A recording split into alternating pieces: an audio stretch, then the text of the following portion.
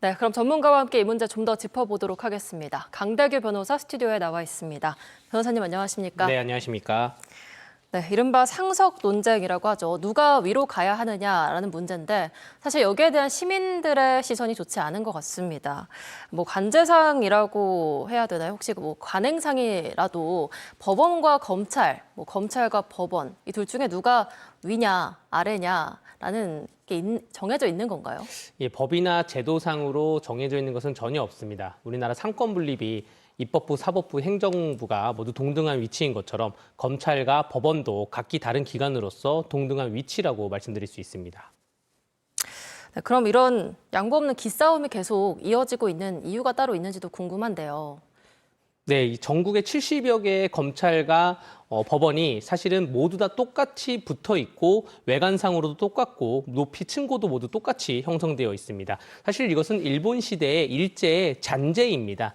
1890년도에 일본이 메이지 헌법을 도입하면서 상권 분립을 표방을 했는데 당시 일본의 사법성 아래에 재판소와 검찰국을 동시에 두게 됩니다. 상권 분립이 실질적으로 이루어지지 않은 상태에서 우리나라를 침탈을 하면서 조선 총독부가 검찰과 법원을 병치하라라는 명령을 내리면서 전국에 똑같이 법원과 검찰이 짓게 된 것입니다. 이것은 사실 일제의 잔재인데 마치 이것이 관행인 마냥 법원과 검찰이 꼭 같은 건물로 같은 높이로 가야 된다라는 것은 좀 잘못됐다고 보여지고요. 지금 오히려 일본은 같은 건물로 가게 되면 수사와 재판이 같이 갈 수 있다는 오해가 생길 수 있다 그래서 오히려 따로 가는 뭐 그런 기조도 있다고 합니다.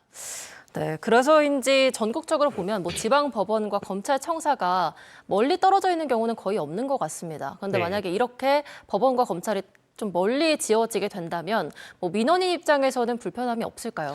일단은 법률 서비스에서 질이 좀 상당히 낮아질 수가 있고요. 변호사들도 굉장히 좀 불편해지고 법률 관계자들 모두 불편해질 가능성이 좀 있습니다.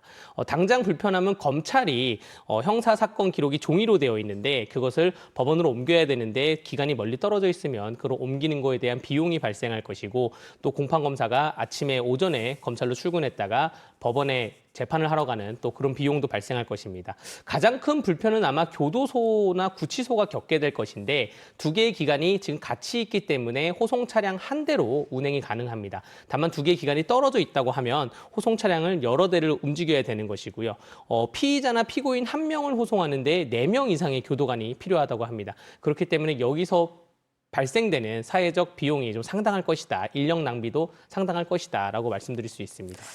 네, 그렇게 되면 이제 좀 자존심을 버리고 시민분들을 생각해서라도 양보를 해야 될 때인 것 같은데 뭐 쉽지는 않아 보입니다. 어떤 것들이 앞으로 필요하다고 보십니까? 일단은 법원과 검찰이 어떠한 권력 기관의 지위를 내려두고 서비스를 한다는 정신으로 좀 접근을 해야 될 것 같습니다. 뭐 오피서나 뭐 어드미니스트레이터가 아니라 서비스 정신으로 국민에게 재판을 하고 수사를 하고 조사를 하는 거, 공소를 제기하는 것이 세금을 낸 국민들에 대한 당연한 서비스다라는 그런 정신을 생각을 좀 가져야 될 것 같고요.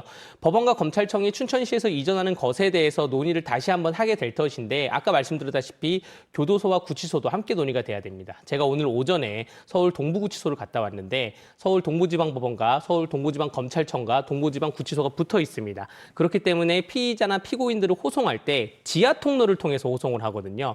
탈옥의 위험성도 전혀 없고 또 뭐 수갑을 찬 모습들을 국민들이 볼 수가 없기 때문에 안 좋은 모습도 피할 수가 있습니다. 이러한 것이 인천구치소도 좀 비슷하게 되어 있고요. 예.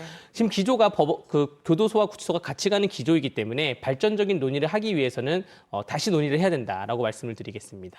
네, 변호사님 오늘 말씀 여기까지 듣겠습니다. 고맙습니다. 네, 감사합니다.